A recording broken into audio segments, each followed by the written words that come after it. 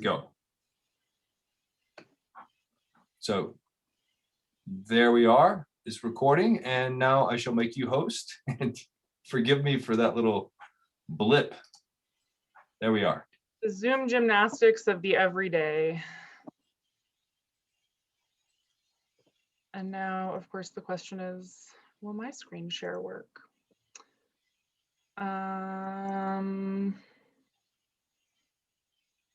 Let's see. Okay, so hopefully you're not seeing my presenter view, you're just seeing my slide now. Excellent. Great. Thank you so much, Chris, for that very kind introduction, and to all of you for being here today at the end of what I'm sure is a very Zoom heavy week. Whether all of your teaching or all of your learning is in person or not, I think the Zoom fatigue, even like 5 minutes of Zoom fatigue a week, is really real. So thank you for being here. And can I just add on a personal note, I can speak to Linda's exceptional abilities as an AIA president from past experience. So I look forward to coming back and joining perhaps a Zoom lecture in Lubbock as an attendee next year instead of as a speaker.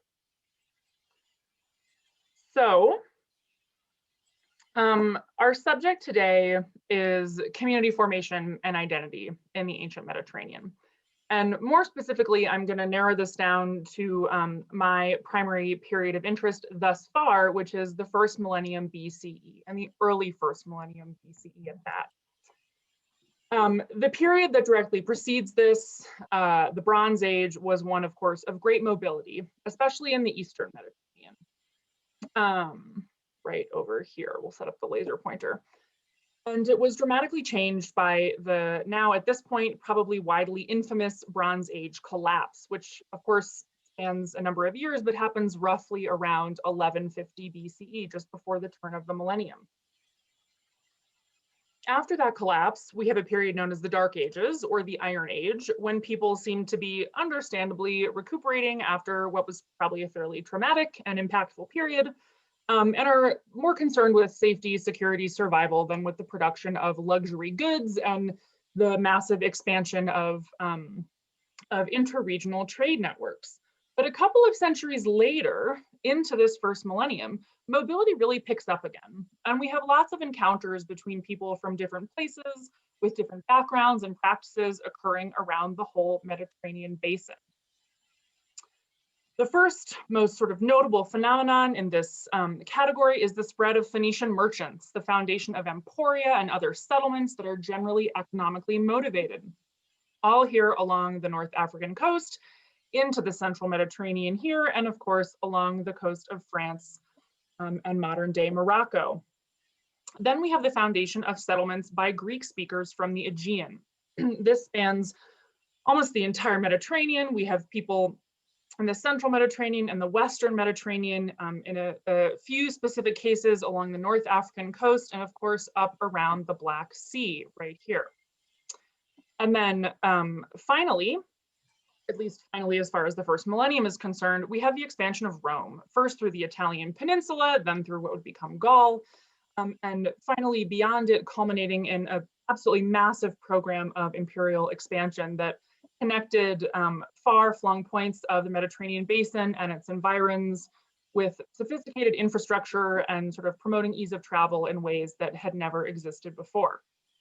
I'd like to focus on the Greeks today, but I should be clear that the arguments I'm going to make about identity and ethnicity and communities are in no way, shape, or form confined to them. It's just that some kind of limitation is needed for a talk like this. Trying to include all of them, even in a book, is perhaps unwise, although I'm going to go for it anyway. On the question of Greekness, and specifically of Ionianness, and Ionia on this massive map of the Mediterranean right here.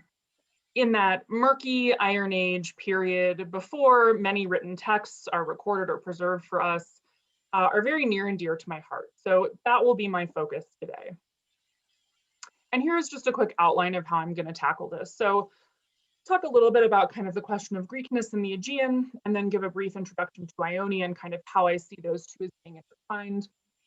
I'll give some specific definitions for community as part of a framework to think about identity. And then I'll share with you 3 examples, 2 from Ionia, the incredibly important sites of Miletus and Ephesus, and 1 from the far western Mediterranean, a site called Emporian, which is in northeastern Spain today. So in terms of Greekness and its identification with the Aegean Sea, fairly soon after the Bronze Age collapse, all sides of the Aegean are basically considered to be part of the Greek cultural territory. At least that is what Herodotus, who wrote in the 5th century, and other historians suggest to us about this time. Now, bear in mind, they're writing several centuries after the fact. We don't have contemporary sources. The closest thing we get is some fragments from the 7th century of rather bawdy poetry. Herodotus himself was from Halicarnassus, right down here. And he's in effect writing about his own countrymen from his own geographic countrymen.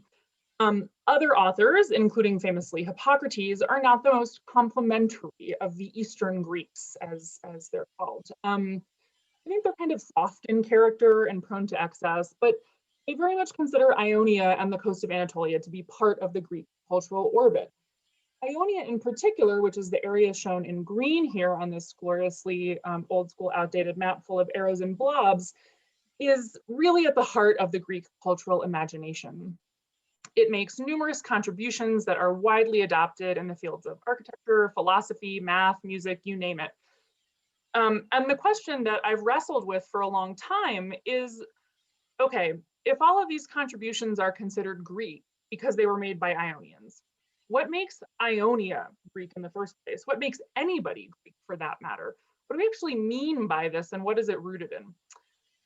Ionia in particular, as a geographic region, was very much part of the Anatolian cultural orbit at the end of the Bronze Age.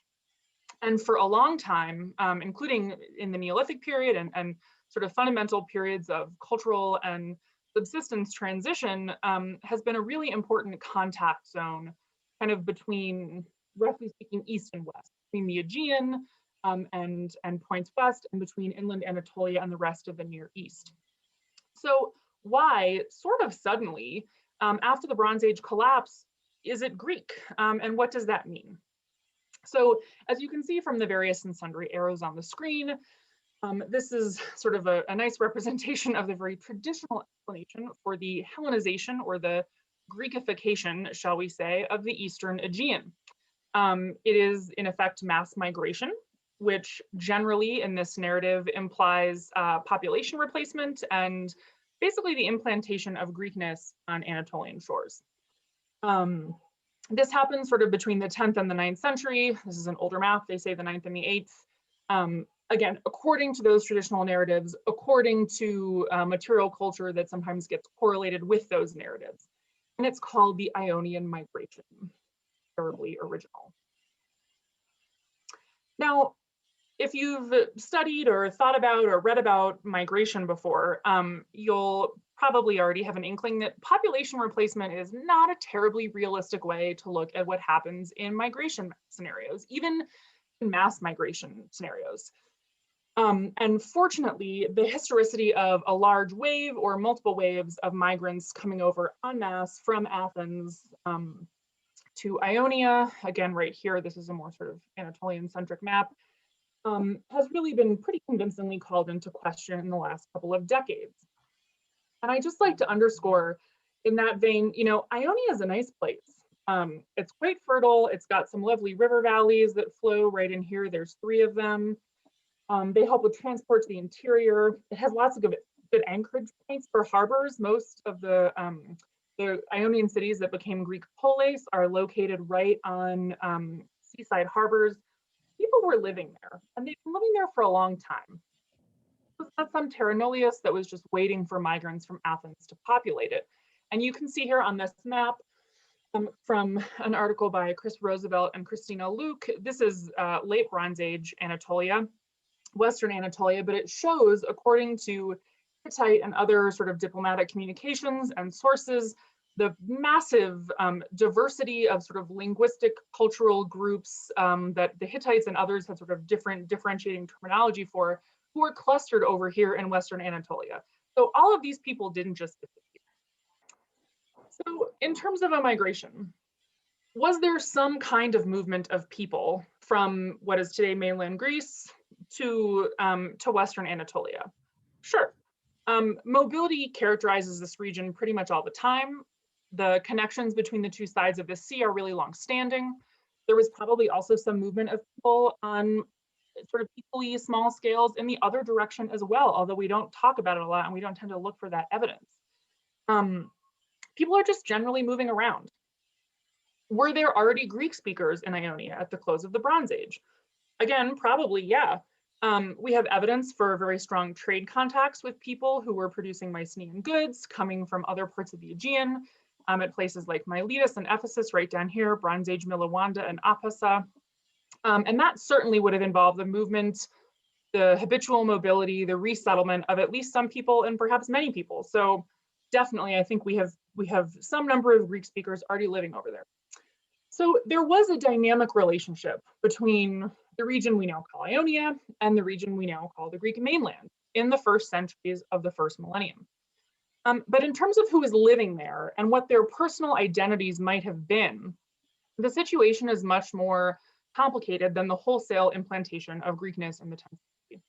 And I think using a very broad ethnic term like that, like Greek, to capture who people were doesn't really get us anywhere, especially in a complex social milieu like Ionia, or in a complex social milieu like trading Emporian, another sort of diverse settlement where you have lots of coming and going activity like Emporian that I'll talk about later. So just to be clear, I'm not suggesting we do away with the term Greek altogether. It's an important concept. It's an important word. It helps us describe a whole suite of mutually recognizable artistic, cultural, ideological traits. We should keep using it where it's helpful.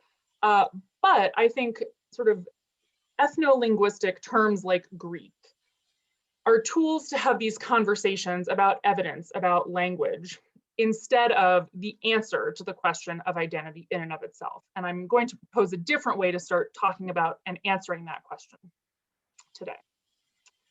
So the first big issue to settle then is, I think, if we're trying to understand ancient identity, what are we actually trying to get at, right? Without written evidence, it's pretty much impossible to figure out what names people actually had for themselves. Personal names and sort of ethnic or other collective terms.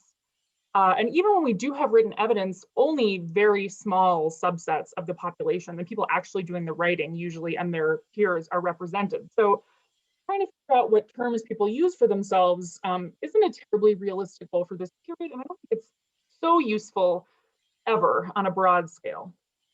What I would argue is that what I think we should be, and what I hope we are trying to understand, is what people's social experiences were like. Because after all, we like to label them so we can understand how they interacted with each other, right? So who did they interact with? How did they relate to the world around them, to people, to animals, to things, to the environment? How do they make sense of themselves in the world and connect with it? So to do this, instead of using ethnicity to try and understand these things, I've proposed that we use community as a framework. Now, ethnicity is relational. People use it to relate themselves to one another conceptually. And the terms we use to describe it often overlap with terms we assign to material culture, to language. So what exactly we mean by them can become quite muddled and pretty inaccessible in the material record. Community, on the other hand, is interactional.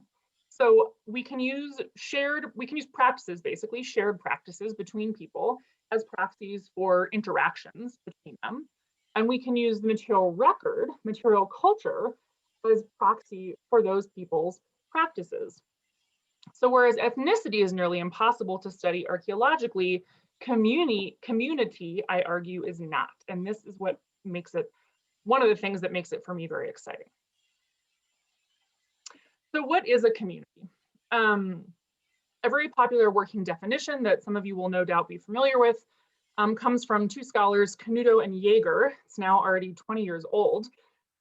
They describe rather long-windedly, but effectively, I think, community as an ever-emergent social institution that generates and is generated by super household interactions that are structured and synchronized by a set of places within a particular span of time.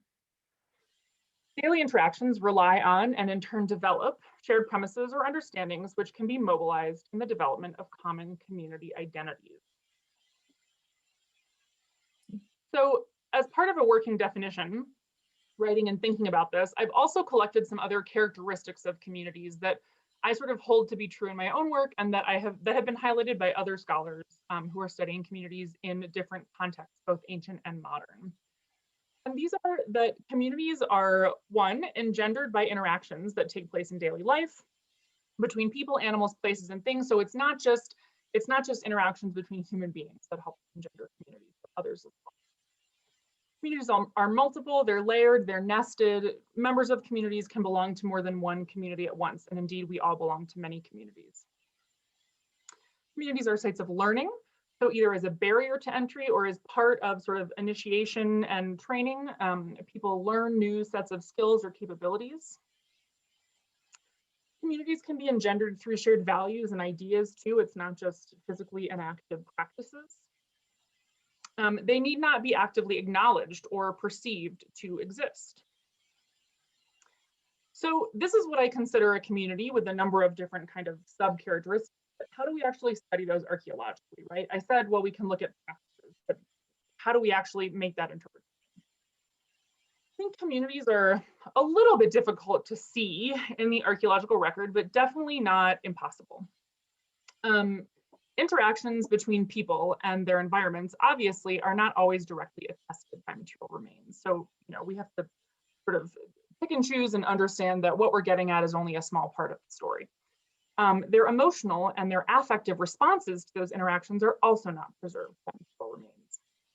But what can be visible in the archaeological record is the overlap between multiple communities that articulate around the same aspects of daily life in different forms.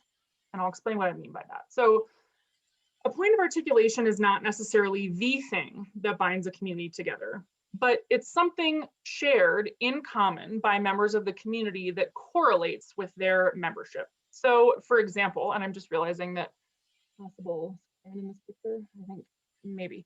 In any case, many Greeks or archaeologists working in Greece, for example, might pause their work for a coffee, right? This is the object of the expedition that you see on the right-hand side of the screen. That practice isn't the cause of their membership in a community of inhabitants of Greece, of archaeologists working in Greece, but it is an indication of their shared belonging to that community. That I would call a point of articulation in the archaeological record. So in thinking then about how we see these communities archaeologically, we can take the example of a large settlement, and this is a photo of Emporian, to which we will travel later. Residents who live in a settlement must have been members of many different communities at once, right? Many of them probably overlapped. So that might include something like the collective of mothers living within a city or its surrounding territory, workers who collaborated for the growth, the harvest, the processing of agricultural products, inhabitants of the settlement as a whole. It might also include speakers of different languages, holders of different beliefs, or makers working in different crafting traditions.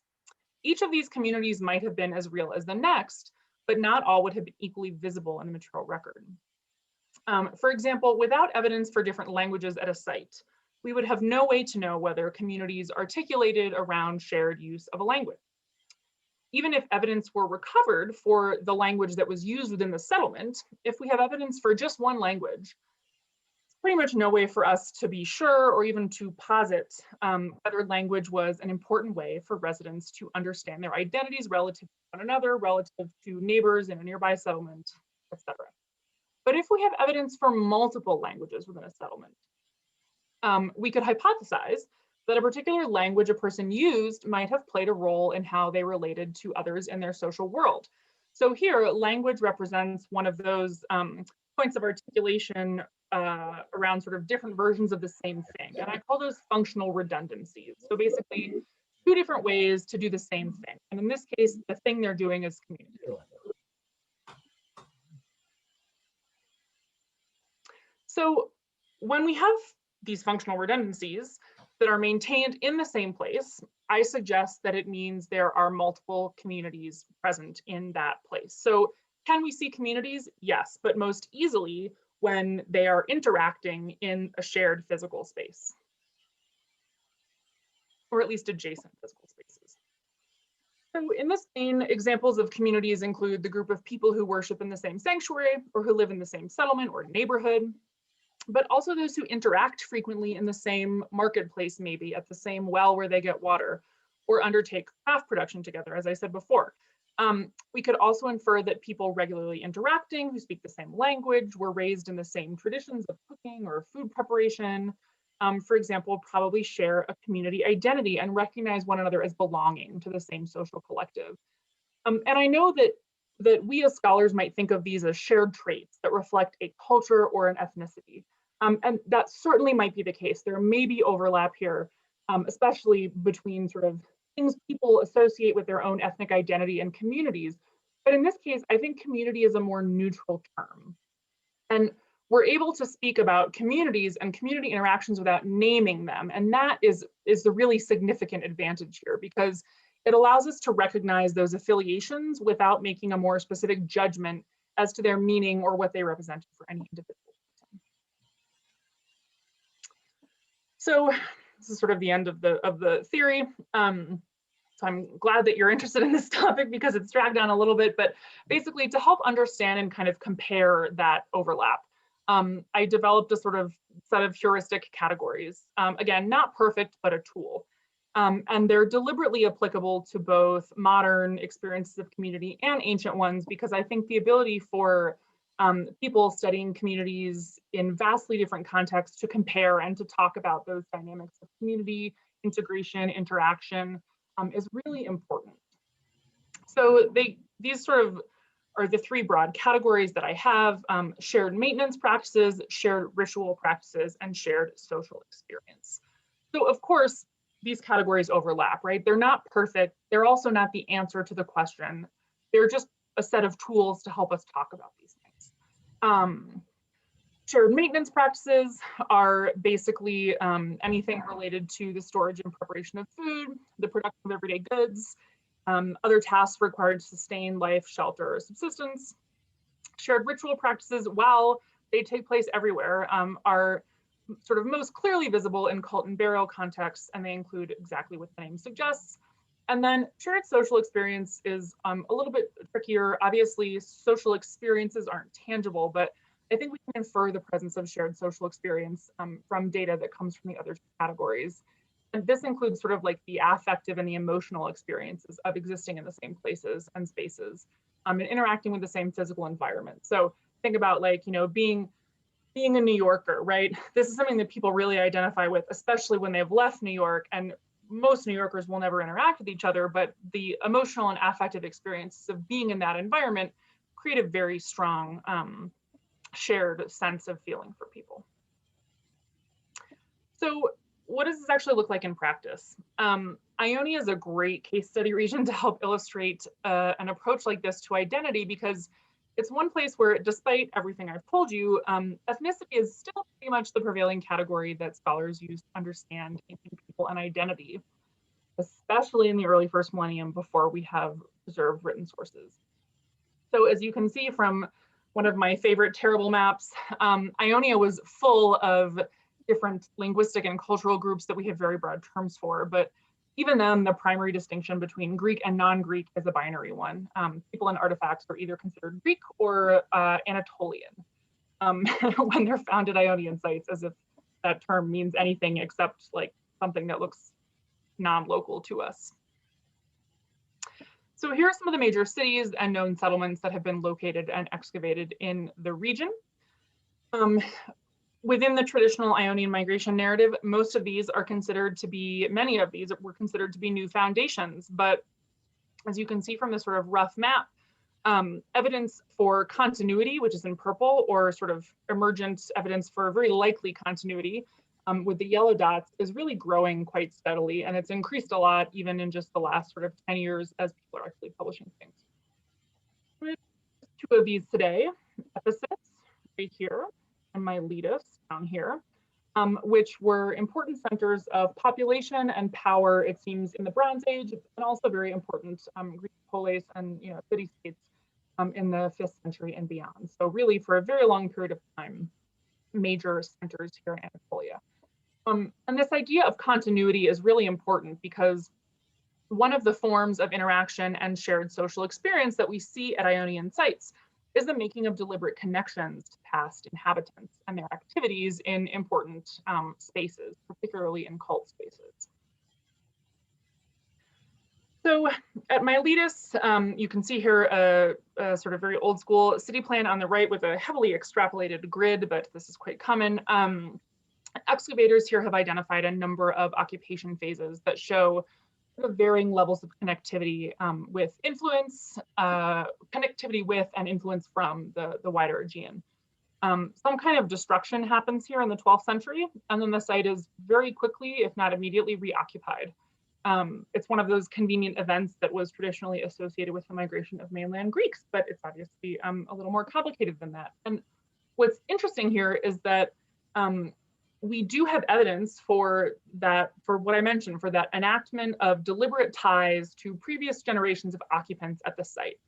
And the clearest evidence comes from the Temple of Athena, which is right here on the map.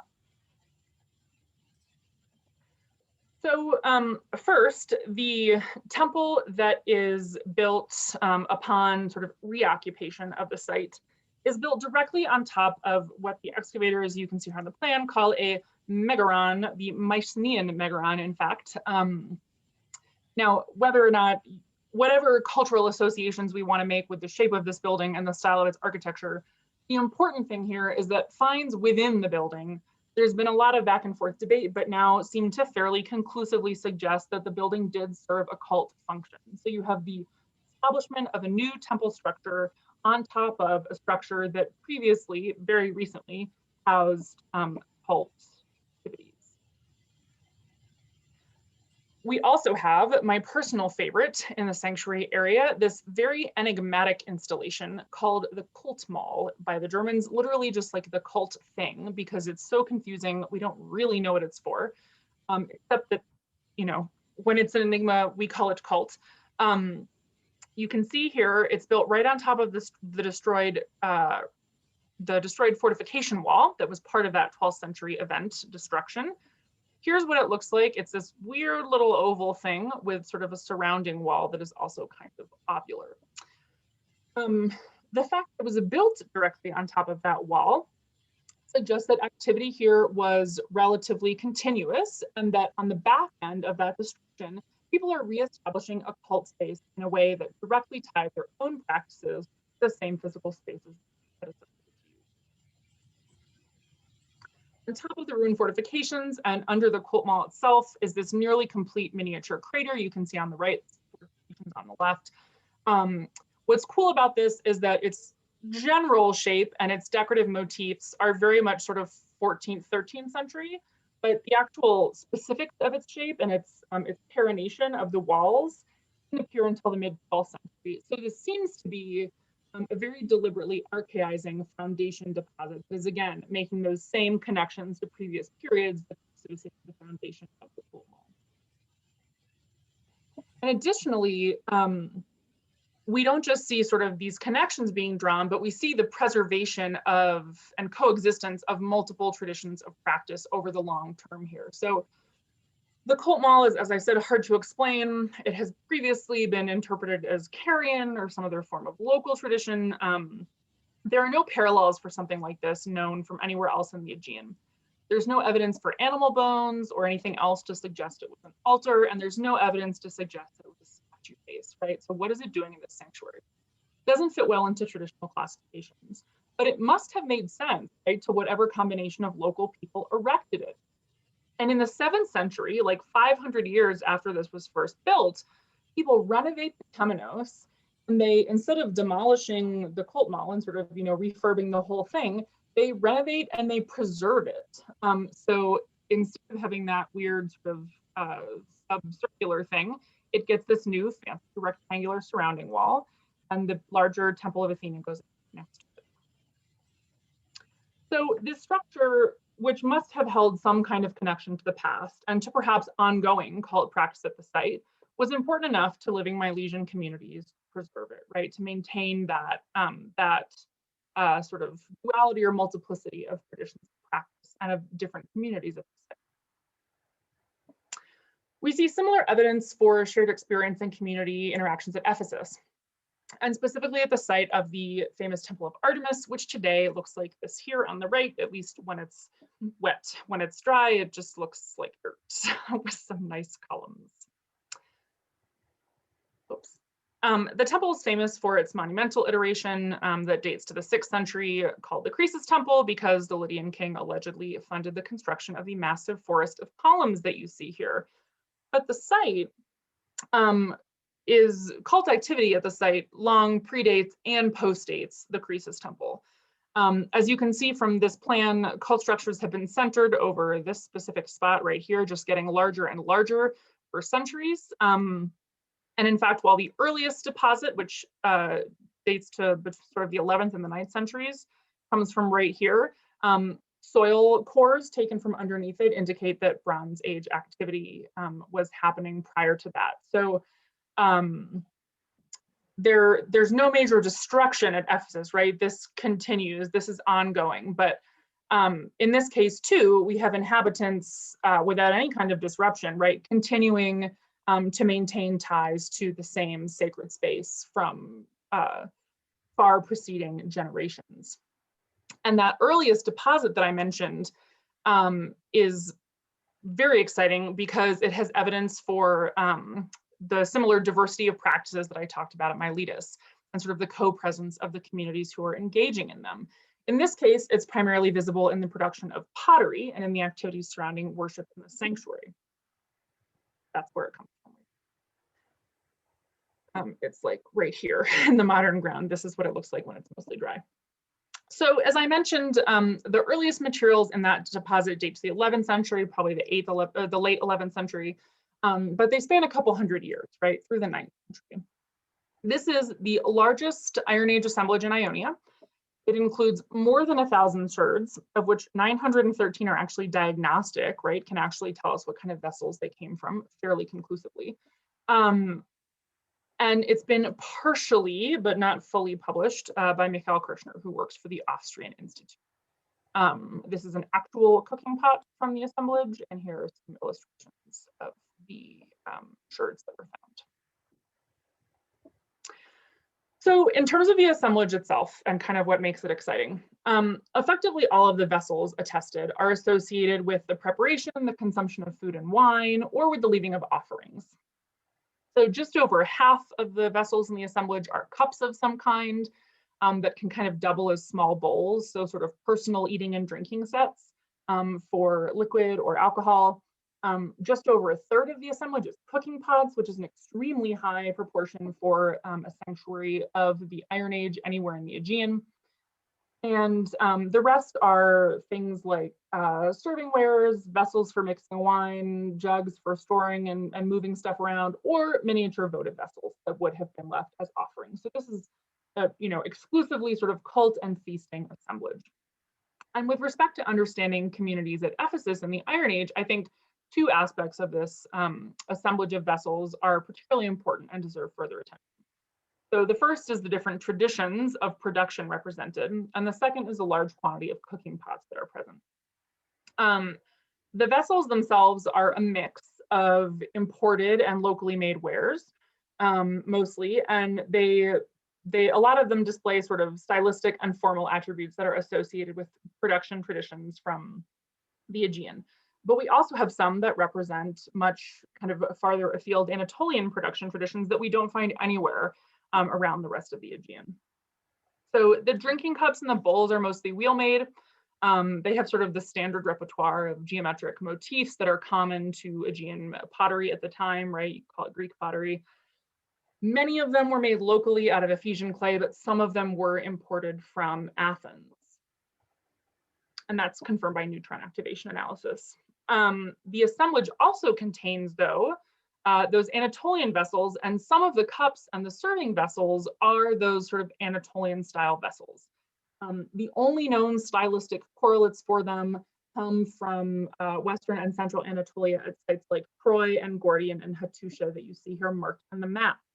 And these are made of local Ephesian clay, but notably they're made by hand. So there's nothing about their fabric, that would have necessitated making them by hand instead of turning them on a wheel. It seems like the reason they're made by hand is because that's just the way that's sort of that practical habitus, the chaîne operatoire that people who are trained to make these have learned to make them, right? Why would you change something if it's not broken? And that's how you've always done it. Kirchner has suggested that maybe these vessels represent sort of a minority population of Anatolians who were allowed to stay in the city when the Greeks took it over. And there are some much later historical references that talk about that. But without labeling the producers or the users of the vessels as Greek or non-Greek, I think this evidence can be used to say much more about the different communities that must have been present and interacting here at Ephesus, or at least to hypothesize a number of different scenarios that we can investigate further. So one way to understand this scenario would be sort of scenario one here, that the same community of potters was going to the trouble of forming two different types of pots that come from traditions with correlates in completely different places, Anatolia and the Aegean. A second possible scenario is that two different communities of potters were at work simultaneously, right? So it's different people each making a different type of pot. But in either case, the implication is that there was enough demand to support two different traditions of practice associated with different communities at Ephesus. And the use of these vessels after production, I think, also raises interesting questions about community interaction. So some people are clearly using different types of these individual eating and drinking sets in the sanctuary. But the question is, was that because they were the types of items that people used in their homes, or are these items that people are purchasing specifically to use and then deposit in the sanctuary, right? If there's enough of a market to have potters making both, it stands to reason that the sort of consumption context for these might not just have been the sanctuary, and that in fact people might have been using them just as their preferred types of vessels in their own homes. So I think the cups and the bowls here are an excellent example of that idea of functional redundancy, right? Multiple ways of enacting the same practice being preserved without any obvious logistical necessity in the same place. In this case, that practice is at least ritual eating and drinking, if not possibly also just standard in your house eating and drinking. So what can we say from the evidence, at least that's published right now? I think we have two layers of community visible at Ephesus. One probably articulates around the shared practice of stewing meats, feasting, performing other rituals at the Artemisian. This community would have comprised anyone who was repeatedly present at the sanctuary, regardless of the types of vessels they were using for this. And so I think that community would fall under sort of both the categories of shared social experience and shared ritual practice. If Ephesus was indeed an Iron Age site that attracted a diverse range of Ionia's inhabitants, which we have a lot of reason to believe it might have been, it would make sense, right, that large-scale shared rituals like those at the Artemisian were an important way to structure social relationships. And in this case, the large quantity of cooking vessels might reflect the importance of collective feasting and ritual on a larger scale for doing just that. So it's possible that one of the things that helped to sort of crystallize trade relations and things like that was direct social interaction at major regional sanctuaries. And then another layer of community, I think, is probably articulated around production practices. So whether you have the same potters making different pots or different potters each making their own types of pots, they're both clearly represented at Ephesus, right? That much is evident either way. And I would say that potting probably falls under maintenance practice categories. If you have two different groups of potters maybe working in the same space, it could also be that we have some shared social experience going on. So just to kind of recap that we see this at both places, right? We have deliberate interaction between living communities in the Iron Age and their predecessors. And we have the ability to start kind of disentangling the different layers of affiliation and interaction between people living at these sites who are members of kind of multiple interacting communities co-present, right, at the same time. So this kind of reimagining of what in Ionia Greek identity is and how we investigate it doesn't just affect things in the Aegean. I think it should also push us to think more about who's actually leaving the Aegean as part of the foundation of overseas settlements, colonies, that starts to pick up steam in the 7th century. And there's a particularly nice example right here from the city of Emporian, which is just in the sort of pocket of the Northwestern Med, that I think also illustrates just how we can look at community interactions with a higher resolution of data at the household level. So I just like to briefly introduce you to this here. So kind of some background to Emporian. The first Greek colony in the region is widely believed to be Massalia, which is modern Marseille. It's founded ostensibly by Phocians from Ionia around 600 BC.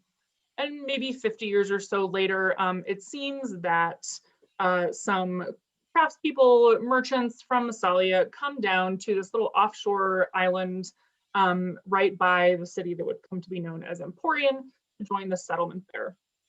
Emporian's traditionally classified as a Greek colony that sort of went on to become this like double city, if you believe historical sources, much later historical sources, with kind of like enclaves of both Greek and indigenous local inhabitants separated by a wall. But the archaeological story seems to be much more complicated than that. Spoiler, there's no evidence for a large wall, at least not between the settlement. There's a very large fortification wall. So here's a map of the site today. The offshore island is now on land. It's San Martino Emporius, and the Neapolis, the new city, is the place where sort of the settlers or the inhabitants of the island kind of moved to the mainland when they began to run out of space at some point toward the end of the 60s. So a fairly quick. This is the remains of a massive Roman fort here from later periods. So two of my colleagues, Ana Delgado and Marichel Ferrer, have been working on excavated assemblages of domestic pottery for some time now from Emporian, from the Neapolis right here. And they've specifically been working on what I think is a very convincing analysis of materials from two of the 5th and 4th century houses that come from this area right down here. They've been working on others, but this down here is and the assemblages are really interesting. So sort of the like too long didn't read broad summary of their comparison is that on the one hand, they show a lot of evidence for practices and materials that are really well known from indigenous settlements in the surrounding region. It's visible in the high quantity of handmade pots. More than 85% of both assemblages are handmade pots, as well as the particular types of cooking that the cooking pots found would have best facilitated. So in this part of Iberia, it's really common to have sort of like long, low, slow boiling, like gruels and things with lots of grain and very thick-walled vessels, different from the sort of quicker cooking, like soups and boiled meats and things in Aegean cuisine. Sort of.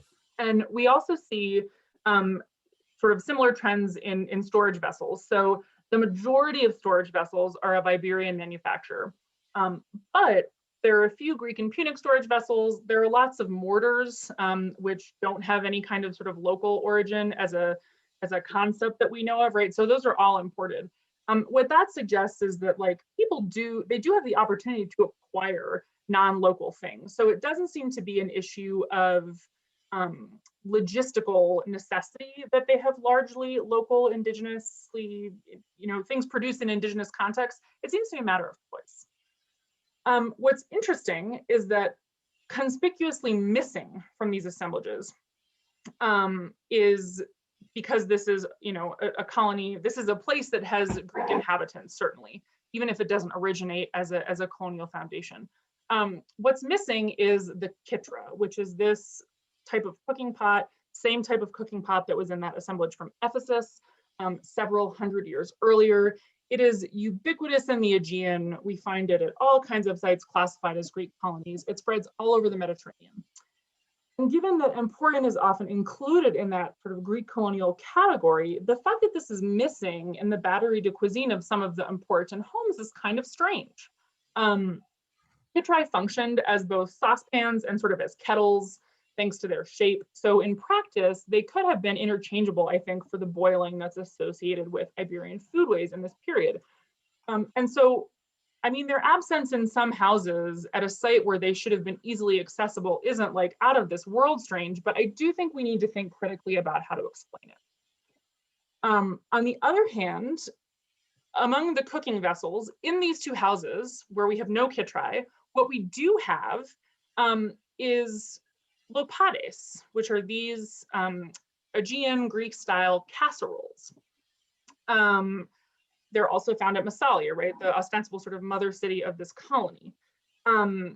They're also found all over the Mediterranean at sites categorized as Greek colonies. And their presence in these houses suggests that someone living there had a familiarity with the foods that they were ideally, that the lopades were ideally suited to prepare, right? Casserole style dishes instead of sort of, you know, oatmeal, gruel, grainy things. And so taken together, the lack of chytri and the presence of lopades in the same spaces suggests that what we have going on here is a very deliberate selection of certain probably familiar vessels, the lopades, for reasons that were not essential to the household, in combination with the retention of a much larger sort of battery of indigenous forms for food storage, cooking, etc., that were essential to the household. I don't know why that's animated. So chytri aren't found in these houses, but they are definitely known from other areas of the site. And this is another excellent example of that idea that I introduced before that I called functional redundancy. The practice here, the function is the preparation of food, and the redundancy is simply two different styles of food preparation altogether, one that's rooted in indigenous tradition and one that's rooted in Greek tradition. So despite the sort of overwhelming prevalence of materials that indicate local indigenous practices, the presence of lopades here does suggest that their users had some kind of significant contact or familiarity with people who could transmit knowledge about how they were best used, right? Those people might have been members of the households themselves. They might have lived elsewhere in the settlement. But I think either way, the kind of intensive interaction that's necessary to transfer culinary knowledge from one person to another can most easily be explained by some kind of co-residence within the same settlement, if not within the same house itself. So what does this tell us about communities at Emporian? First, I think there are at least two different communities of practice related to food preparation here. And those practices seem to be conserved over time, right? We see these in houses that are like a century apart. Second, there are members of the same households who are familiar with at least some of the practices that are associated with both communities of culinary practice, either because they were socialized within those communities themselves, or because they interacted with enough duration and social intimacy to learn those practices from one another. So it's clear that shared maintenance practices were important for articulating those different communities, but it could also have been used to distinguish between communities through something like maybe the use of lopades by certain people and not others. And Marie-Hélène Frère speaks in much greater depth about that if anyone's interested. But in order for people to be interacting, I think, with enough intensity to sort of pass on their practices to one another, I think they must have also come to see themselves as members of another broader level of shared community, probably articulated around the social experience of living together at Emporian. So what I hope this brief foray to the far, far west has illustrated is, well, the kind of critical potential of coursewares and domestic context to illuminate people's identities and interactions.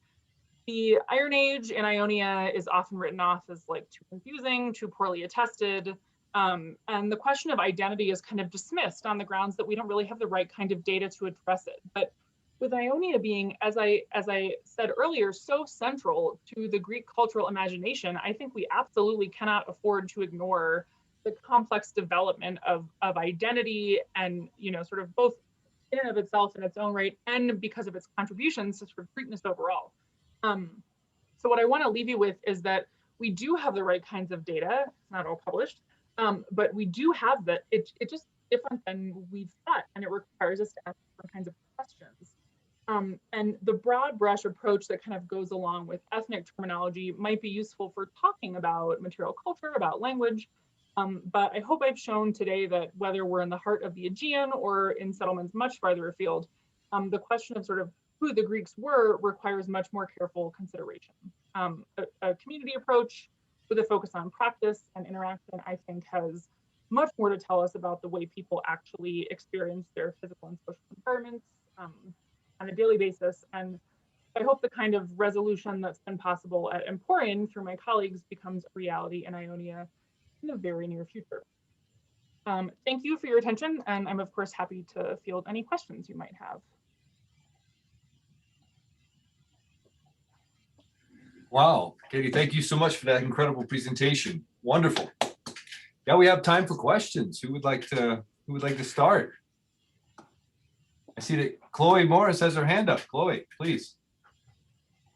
Yes, hi. Thank you, Dr. Steidl. That was a really thought-provoking lecture. I'm really interested in it. I am sort of in the beginning stages of my thesis on the sort of ethnogenesis of the Macedonians in the Archaic period. So I really like this paradigm that you've introduced, sort of communities versus ethnicity, and understanding interactions within and between cities.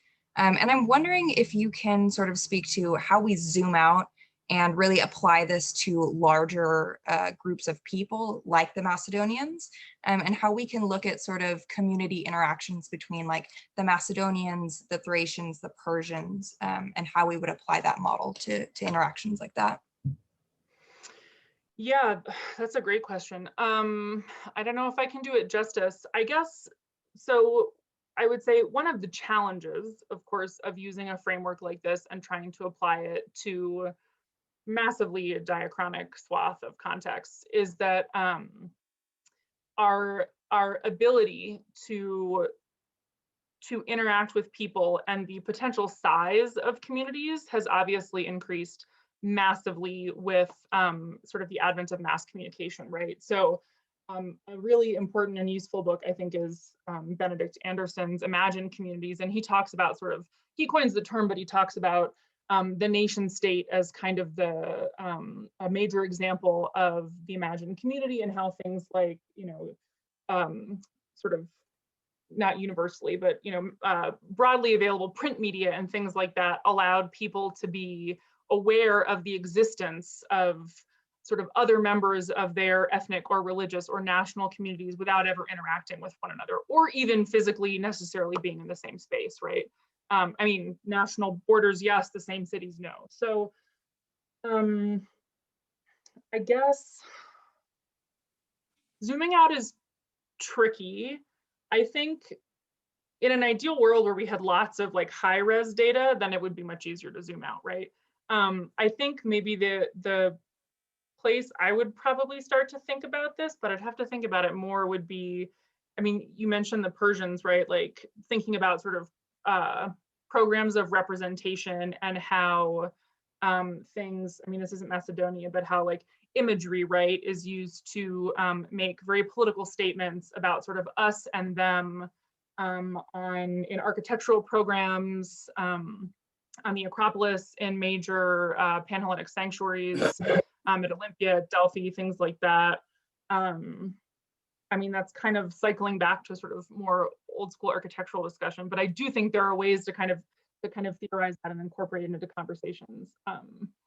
Certainly, I'm thinking about Macedonian sanctuary contributions at the Sanctuary of the 12 Gods, right? But on Samothrace, but that's also not my area of expertise. So, yeah, thank you. Thank you.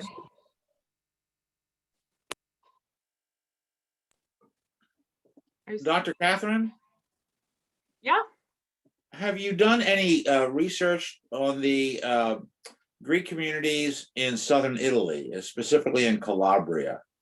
My Ancestry.com says even though I'm an Italian American, says I'm 30% Greek. And in that area, just inland from Locri, is a town with my name, Geraci, which comes from a Greek word for hawk. It's the story of how the village was founded about 1,000 years ago. So I've always been fascinated by the Greek influence in southern Italy.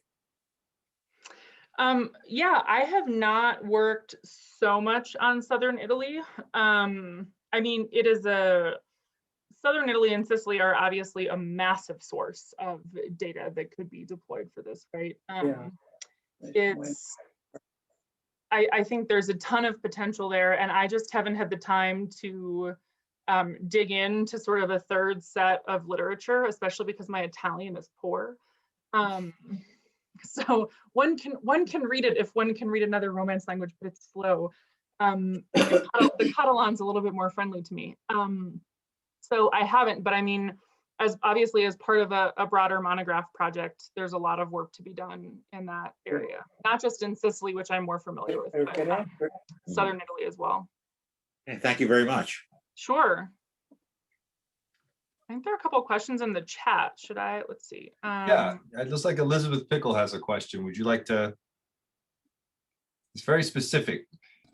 Yeah, when you were talking about how like some of those pots that were showing up in some places but not in others, I thought of like, well, what if like the people who owned them just like lent them out to a neighbor or something and never got them back ever again? And maybe that's just why some of these ubiquitous pots are just missing. Yeah, totally.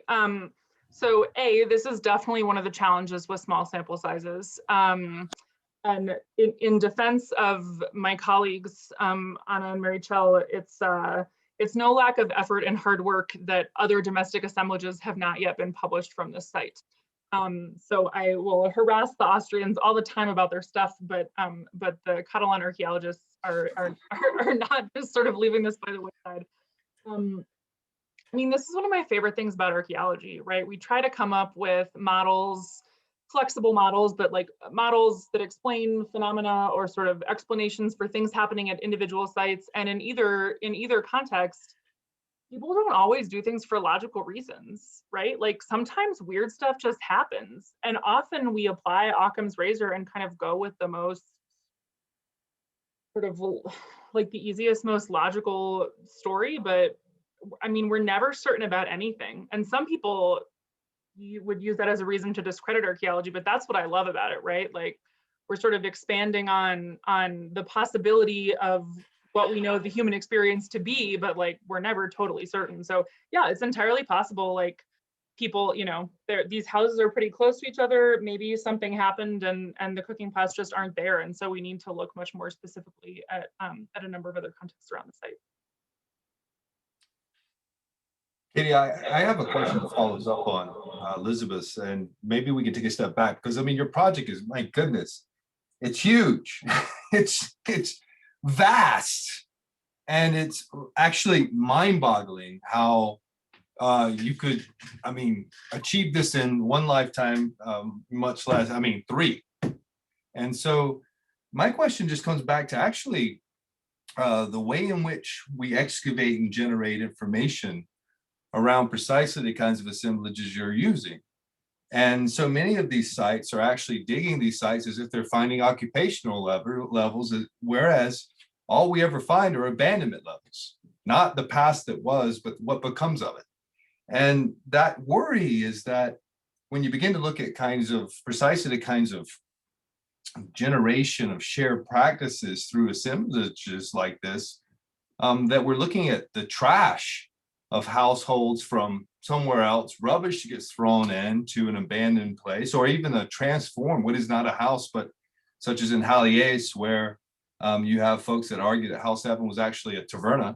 You know, I mean, on and on and on, that these, or a sheep's enclosure, or the accumulation of things over time. I mean, just some ideas about how you sort through the nature of the material in terms of how archaeologists have actually kind of constrained the very questions you can ask by the way that they have indeed excavated the material.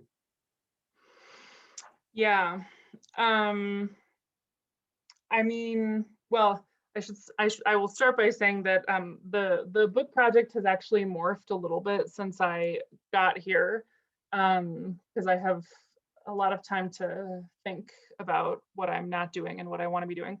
So it is, I hope, a little bit, it's more migration focused now, at least that's the plan, and it's a little bit more sort of chunked into confined case study regions from around the Mediterranean, but lest anyone think I'm like totally crazy. But yeah, I mean, So in terms of how we excavate, right, one of the problems that we have in Ionia is that in any place where we have a long-standing history of sort of, I mean, Turkey wasn't colonized, but might as well be from an archaeological perspective, right? A long-standing history of kind of interventionist imperial archaeological investigation that's primarily interested in like the Romans and the Bronze Age. So at Ephesus, I think we probably have a number of domestic contexts that are not sort of accessible in the city proper, in part because villages are around in the countryside, and survey projects are kind of few and far between over there, but also because, like, why would you dig through the Roman street to find some archaic houses if you have a Roman street? And if they did find those things, 70, 80 years ago, you wouldn't keep them. They're not painted. I asked a German colleague about sort of cookingware and things, and there is an article on cookingware from Miletus in the classical period by an early career Turkish scholar. And he said to me, yeah, we have this article, this guy did this, and we were surprised, but it was interesting. Like, we didn't expect, we don't work on the pottery that's not painted because we still don't understand all of the fineware. So on the one hand, I think it's really hard, and I don't know if I'm really answering your question, Chris, I'm sorry. But on the other hand, I'm hopeful that, like, because what I want is trash, it either it hasn't been ruined yet by excavation that's not interested. I mean, it's all trash, but because it's like not fineware trash, it either hasn't been ruined yet by people throwing it away, or people weren't terribly bothered to bring it with them when they abandoned it, because cooking pots are kind of awkward and bulky, and you can make a new one. So that's a very inelegant, probably non-answer to your question. Oh, no. It's a lot to think about. No, I think that's one that's always there, right? The idea that you dig something as occupation versus digging it as abandonment, it changes precisely these issues of how you interpret that material. But you also dealt with this in a kind of oblique way, because there's a bigger aspect to your project where you're looking at things like the organization of walls, the shared kind of community walls, but also house walls and streets and open areas and temples and valleys. And when you begin to kind of look at these objects that kind of actually organize groups and funnel them and focus them in particular ways, it can begin to generate some very interesting kind of angles on the formation of communities through the formation of spaces. That is, spaces that are produced through interaction rather than ones that are kind of given as if they were already there, when we're actually talking about the qualities of these objects and what they lend to this question of community formation. Largely, you're kind of saved a little bit by this larger net of archaeological possibility there, right? So it allows you to kind of move laterally and say, hey, even though we know that this is problematic, this is a much bigger issue that you're dealing with, which is why you're doing a project that's going to take many lifetimes in a few years. And yeah, incredible. There are a number of questions in chat. If you want to address those, and I'm sure other folks have things to say, I'll shut up.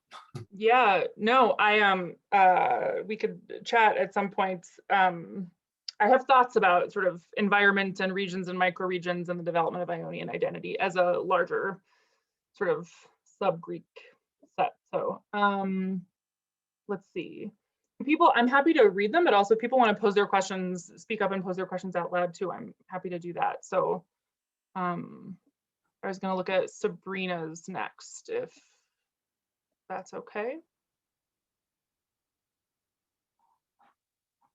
So Sabrina asks, what's your opinion on later works in antiquity studies and the Renaissance that paint the Greek culture in itself to be superior in art, philosophy, and music, without taking into account the community aspects of places like in Ephesus, and how this idea has followed to modern day when thinking about the ancient Mediterranean? Yeah, I mean, there has been a lot of glossing over of the contributions by like basically people with origins outside of the Aegean to culture that we consider to be Greek, right? I think I'm based at a center for the study of Western civilization, and all I can say is that the classics department were the ones who picked me, and in my application materials, I was very critical of the concept of Western civilization, and that luckily went over okay with them. But I think, you know, that perspective that sort of paints Greek culture, right, as being superior in all these aspects is sort of falls very much in line with a super outdated concept of like cultural purity, right? That you have like A, B, and C, and they're things that are completely unaffected by any kind of outside interaction until they meet, right? And then we have some kind of exchange going on. And this is one of the critiques